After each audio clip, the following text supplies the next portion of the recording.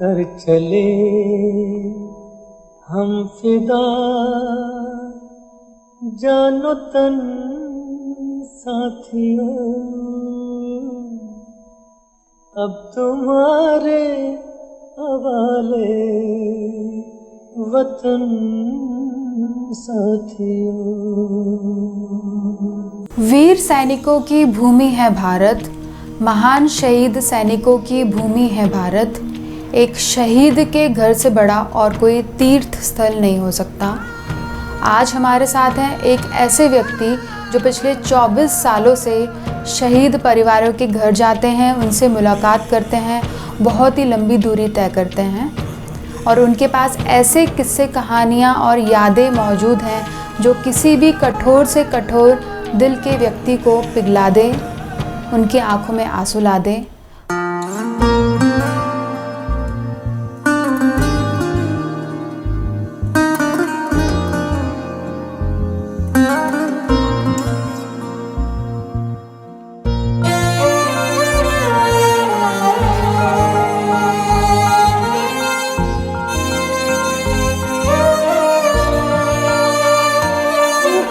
May God bless you. Happy birthday to you. May God bless you. Happy birthday to you. आज हमारे साथ हैं जम्मू के रहने वाले विकास जी। विकास जी, आपका बहुत बहुत स्वागत है TNN न्यूज़ में। थैंक यू मैम, आपका मैं आभार मेरी भी तरफ से कि आपने मुझे आपके साथ बात करने का मौका दिया और आपके माध्यम से मैं गुजरात के ना जाने कितने लोगों के आज मिलूंगा। विकास जी, आप शहीद सैनिकों के घर जाकर उनके परिवारजनों से मुलाकात करते आ रहे हैं पिछले 24 सालों से। ये सोच कब और कैसे आई आपके जहन में? मैं जम्मू कश्मीर को बिलोंग करता हूँ। जम्मू कश्मीर के डिस्ट्रिक्ट डोडा के एक छोटी सी तहसील भद्रवा का मैं रहने वाला हूँ और मेरे गाँव का नाम नाल्ठी है। तो आज अगर आप भद्रवा आएंगे तो भद्रवा बिल्कुल सुरक्षित है, अच्छा है, टूरिस्ट बहुत ज़्यादा वहाँ पे आ रहा है। लेकिन अगर मैं 1990s या अर्ली 2000 की बात करूँ तो डिस्ट्रिक्ट डोडा में भी बहुत ज़्यादा आतंकवाद था, बड़ी ज़्यादा वहाँ घटनाएं हुई थी और वहाँ पे हालात बिल्कुल ठीक नहीं थे।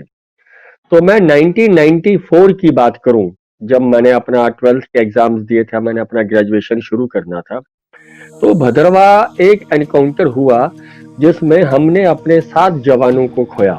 7 जवानों ने वीर गति को प्राप्त किया।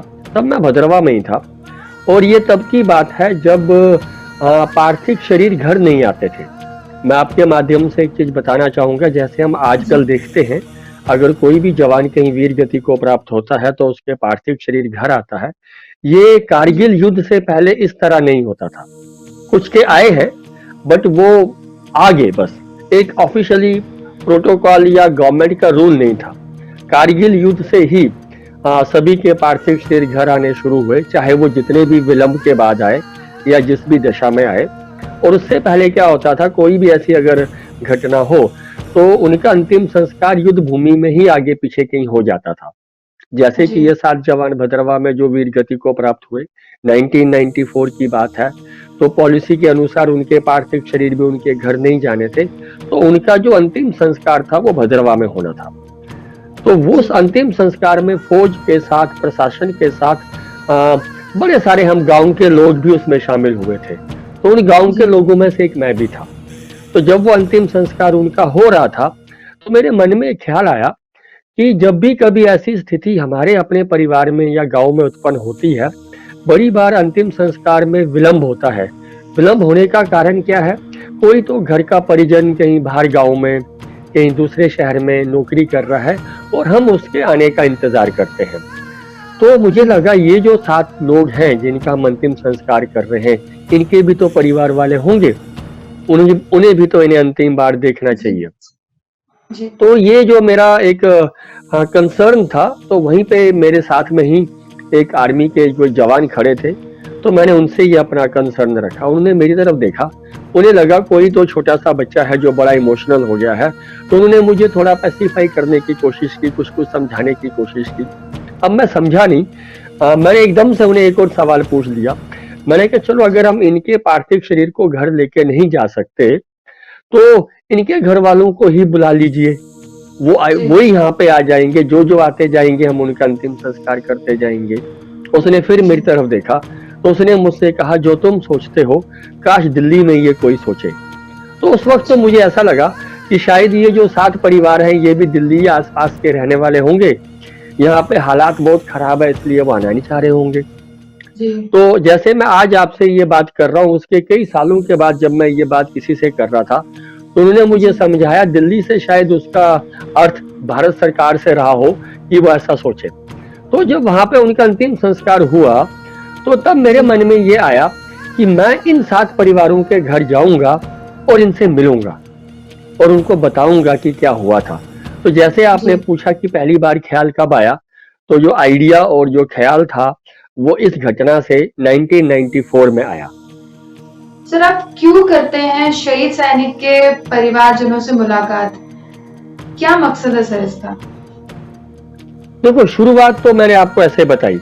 अब दूसरे आपके इसके पीछे मकसद कहना या क्यों कहना, मैं छोटा सा एक कहानी आपको सुनाना चाहूंगा। भदरवा जो कि मेरा घर था, मेरा होम टाउन था, वहां पे एक टाइम पे मैंने कहा हालात बहुत खराब थे, बहुत ज्यादा खराब थे। जैसे रात को कर्फ्यू लग जाता था रोज, जैसे सूरज ढल जाता था कर्फ्यू लगता था सुबह जब तक सूरज बाहर न आए। तो एक बॉम्बे से थे मेजर राजेश नायर, वो हमारे ही गांव के पास जो उनकी कंपनी थी सीओबी थी 4RR की, वो उसमें डिप्लॉयड थे। 3 साल वो वहां पे पोस्टेड रहे और जब वो वहां पे पोस्टेड थे तो हमारे गांव में उनका बहुत ज्यादा आना जाना था। तो हमारे गांव के 3 साल अगर हमें कोई अच्छी खबर है तो वो भी हम मेजर साहब को देंगे, कोई प्रॉब्लम है तो भी मेजर साहब को देंगे, कोई बीमार है तो भी मेजर साहब के पास जाएंगे। हमारा कुछ भी था मेजर साहब के साथ था। 3 साल उन्होंने हमारे साथ सर्व किया। 3 साल के बाद उनकी पोस्टिंग आ गई कि अब वो यहाँ से चले जाएंगे। हम गांव वाले सारे बड़े दुखी से हुए। तो अब उनको रिप्लेस करने मेजर जॉनसन लोबो आए। मेजर जॉनसन लोबो आए, हैंड ओवर टेक ओवर हुआ, सब कुछ हुआ। अब मानो कल मेजर राजेश नायर को भद्रवा से जम्मू आना है, अपने परिवार से मिलना है और आगे जाना है। तो उससे एक दिन पहले मेजर ये राजेश नायर शाम को बाजार में सब लोगों से मिलने जाते हैं, चलो टाटा बाय बाय करते हैं, जहां मैं 3 साल रहा। तो वो सारी बातें हो रही थी। ये दिवाली की रात थी। तो मेजर जॉनसन लोबो को एक इंफॉर्मेशन आती है कि एक तो कोई बहुत बड़ा टेररिस्ट था जिसको ये 1-2 साल से चेस कर रहे थे, लेकिन वो हर बार स्लिप आउट हो जाता था, वो कहीं पे तो आया हुआ है। तो ये लोग वहां पे जाते हैं, कॉर्डन लगाते हैं और वहां पे कांटेक्ट हो जाता है। उसके साथ वो इंफॉर्मेशन पट्टी निकलती है और एक मुठभेड़ शुरू होती है और गोलियां चलना शुरू हो जाती है। जब गोलियां चल रही हैं तो मेजर राजेश नायर को भी गोलियों की आवाज आती है कुछ दूरी पे। वो रेडियो सेट पे बात करते हैं और उन्हें पता चलता है कि ऐसे ऐसे एक एनकाउंटर शुरू हो गया हुआ है। मेजर राजेश नायर जिनका टेन्योर खत्म हो चुका है, जो समझो ड्यूटी पे नहीं है, हैंड ओवर कर चुके हैं, वो भी उसी साइड पे आ जाते हैं और वो भी उस एनकाउंटर का हिस्सा बनते हैं। उस एनकाउंटर में क्या होता है, इन्हें पता चलता है कि घर के अंदर एक अलमारी है, अलमारी के पीछे एक हाइड आउट है। तो मेजर राजेश नायर और मेजर ये जॉनसन लोबो अपने ट्रूप्स के साथ घर के अंदर दाखिल होते हैं। उस मुठभेड़ में 4 गोलियां आती हैं जो मेजर जॉनसन लोबो को लगती हैं। जब उनको वो 4 गोलियां लगती हैं तो मेजर राजेश नायर उनको पकड़ लेते हैं कि वो गिरे ना, और वो टेररिस्ट के ऊपर गोलियां दाग देते हैं। लेकिन उसी टाइम पे टेररिस्ट उनके ऊपर भी गोली चलाता है। तो टेररिस्ट और मेजर राजेश नायर दोनों को गोलियां लगती हैं। अब 3 लोग वहां पे गोलियां खा के नीचे गिरते हैं। सोल्जर्स इनको लेके हॉस्पिटल आते हैं। मेजर जॉनसन लोबो को भगवान की कृपा से वो बच जाते हैं, लेकिन मेजर राजेश नायर जिनका कि वो आखिरी दिन था भदरवा में, वो वीर गति को प्राप्त होते हैं। तो अगर मैं कहूँ तो वो हमारे भदरवा का, हमारे गांव का, मेरे अपने नाल्ठी का एक वो पर्सनल लॉस था। फिर बॉम्बे में उनकी वाइफ रहती है, 4 साल का तब उनका बेटा सिद्धार्थ रह गया था। अगर मैं कहूँ मेजर राजेश नायर आए और जिंदगी भर के लिए, हमेशा के लिए भदरवा में ही रह गए। मैं अगर साल में 1 बार या 2 बार उनकी वाइफ से या माता जी से मिल लूं तो कौन सी बड़ी बात है। तो ये मेरे लिए कोई मकसद नहीं है, मेरे लिए कोई एम्बिशन नहीं है।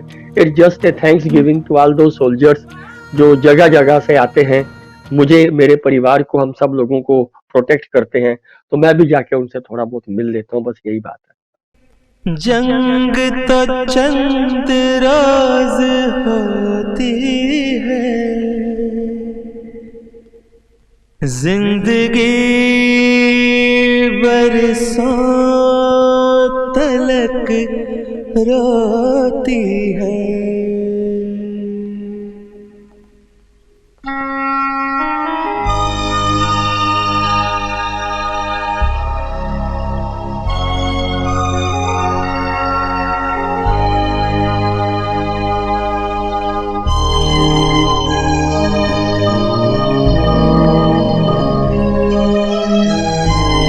विकास जी, आप पिछले 24 सालों से शहीद परिवारों के घर जाते हैं, उनके परिजनों से मुलाकात करते हैं।